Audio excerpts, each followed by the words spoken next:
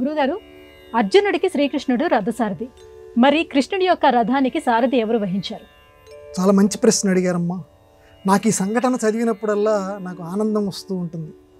హస్తినాపురానికి ఒకసారి శ్రీకృష్ణ పరమాత్మ వచ్చాడు. మహాభారతంలో ఉన్న సంఘటన. వచ్చినప్పుడు తిరిగి వెళ్తున్నప్పుడు ఆయన రథం చాలా గొప్ప రథం.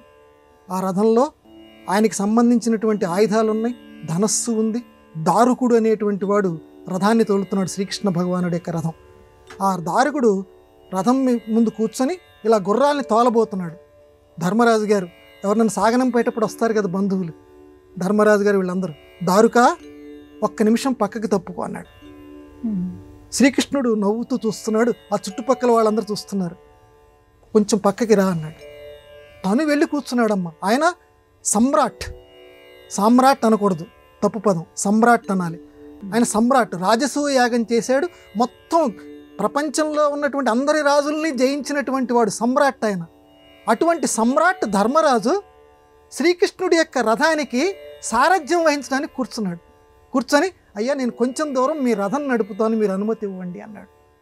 కృష్ణుడు నవ్వుతూ తలకాయ ఊపాడు. కొంచెం దూరం అలా రథం నడపడానికి ఆయన పగ్గాలు పట్టుకొని, ఎందుకంటే అది కొంచెం తక్కువ రకమైనటువంటి వృత్తిగా ఆనాటి రోజుల్లో భావించేవారు కాబట్టి, అంత మహారాజు అలా కూర్చోవటం, రథం నడుపుతున్నాడు. శ్రీకృష్ణుడు నవ్వుతూ చూస్తుంటే అర్జునుడు ఆ మెల్లగా కదులుతున్నటువంటి ఆ రథంలో నిలబడి ఉన్నటువంటి ఆ శ్రీకృష్ణ భగవానుడికి వీవెన వీస్తున్నాడు. ఈయనేమో రథం నడుపుతున్నాడు, అర్జునుడేమో చక్కగా విసనకర్ర తీసుకొని ఆయనకి విసురుతున్నాడు శ్రీకృష్ణ భగవానుడికి.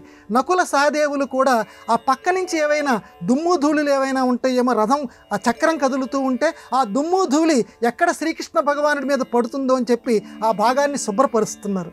ఎంత గొప్ప గౌరవం ఇచ్చారమ్మా శ్రీకృష్ణ భగవానుడికి. అందుకే శ్రీకృష్ణుడు పాండవుల ఎడల అంతగా ఉన్నాడు, అంత అభిమానం చూపించాడు. ఎందుకంటే ధర్మం వంతులు కాబట్టి, వాళ్ళు వచ్చినటువంటి వాడు భగవానుడు అన్న విషయం వాళ్ళకి తెలుసు కాబట్టి, ఆ భగవానుణ్ణి ఎలా గౌరవించాలో వాళ్ళకి తెలుసు కాబట్టి, అంత గొప్పవాళ్ళమై ఉన్నాము, మాకింత ధనం ఉంది అని అధికార దర్పాన్ని ఏమాత్రం చూపించకుండా చాలా వినయంతో అలా కొంచెం దూరం ధర్మరాజు రథం నడిపేట.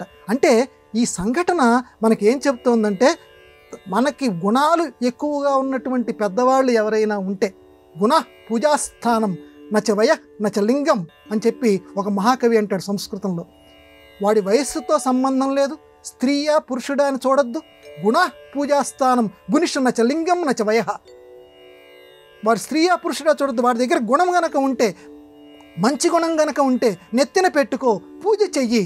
శ్రీకృష్ణ భగవానుడు అంత గొప్పవాడు కాబట్టి వీళ్ళందరూ ఆ రకంగా పూజ చేశారు. రథాన్ని తోలాడు ధర్మరాజు.